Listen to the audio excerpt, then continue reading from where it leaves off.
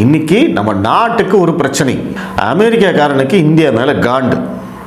மிக முக்கியமான காரணம், நம்ம பாகிஸ்தானில் அவங்களுடைய அந்த போர் விமானத்தை வீழ்த்தியது ஒன்று.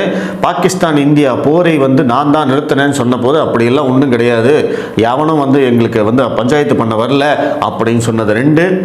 அதற்கு பிறகு இந்த எண்ணெய் வாங்குற விஷயம் 3. இந்தியா ஆயுத உற்பத்தியில் மிக முன்னணியில் வந்துக்கிட்டு இருக்காங்க, அந்த காண்டு இருக்குது, அது 4.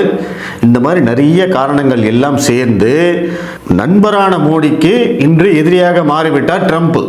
அப்போ இத்தனை காரணம் இருக்கிற போது நீ இத்தனை காரணத்தையும் சொல்லி ஆர்ப்பாட்டம் பண்ணேன்னா உன்னை பாராட்டலாம், சரி ஓகேப்பா எல்லாத்தையும் கரெக்டாக சொல்கிறாருன்னு. ஆனால் நேற்று ஆர்ப்பாட்டம் பண்ணவங்க பேசினதை எல்லாம் கேட்டிங்களா?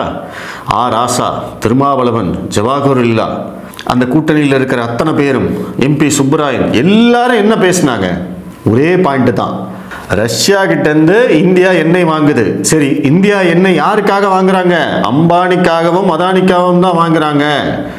அவங்க 2 பேரும் வாங்கி சம்பாதிக்கிறதுக்காக நம்ம ஏன் கஷ்டப்படணும் அப்படின்னு திருப்பூர் மக்களை பார்த்து கேள்வி கேட்கிறார்கள்.